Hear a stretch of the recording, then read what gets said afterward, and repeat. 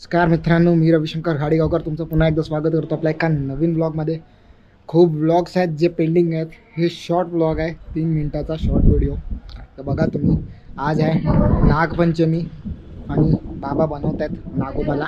दाखवतो तुम्हाला बाबा कसं नागोबा बनवत आहेत ते. नागोबा आम्ही इथं आमच्या घरीच स्वतःहून बनवतो, कारण बँगलोरला कुठं नागोबा भेटत नाही. आपल्या गावाच्या ठिकाणी रेडीमेड नागोबा भेटतो, पण आपण घरी नागोबा बनवतो. चला बघा आता बाबा नागोबा कसं बनवत आहेत ते.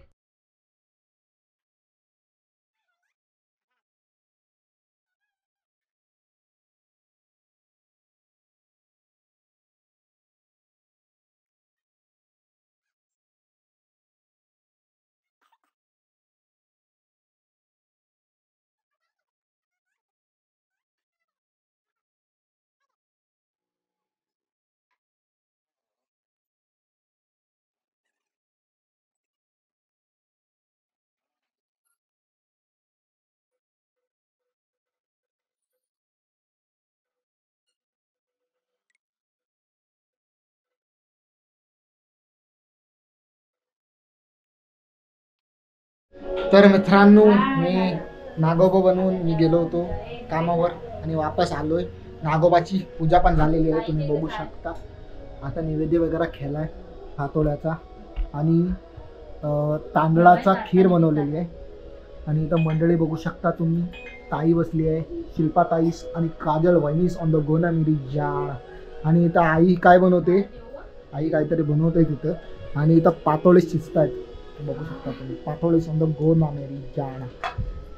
हां, झालाय मस्तपैकी पातोळे वगैरे रेडी सगळं झालं आहे. आता नैवेद्य पण होऊन गेला आहे. आता जेवायला बसू आपण. आणि मित्रांनो, जेवणाची ताट बघा तुम्ही. इथं राईस, गोडी डाळ, भाजी, पातोळे आणि स्वीट. मस्त एकदम. जेव्या आणि नंतर नागोबाला सोडूया 4:30 वाजता. तर मित्रांनो, वाजलेत 4:30 आणि 4:30 वाजले. तर नागोबाला विदा करायची टाईम आलेली आहे. जरा लास्टचा पूजा करून घेऊ आणि नागोबाला.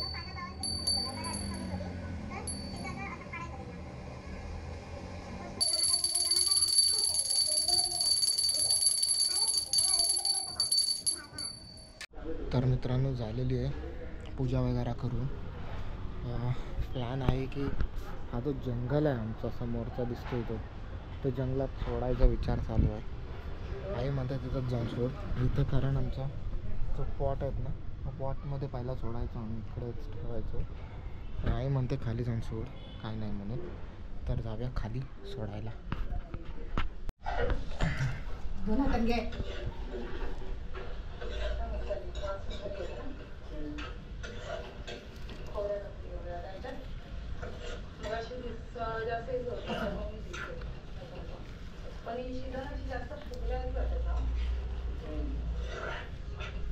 चला, हे बघा घेतलेली आहे नागोबाला आणि आता निघालोय सोडायला रानात. हो, गेजे वस्त्र वर कर. मस्त पाऊस पण पडतोय, त्याच्यात नागोबाला घेऊन चाललोय मी रानात सोडायला.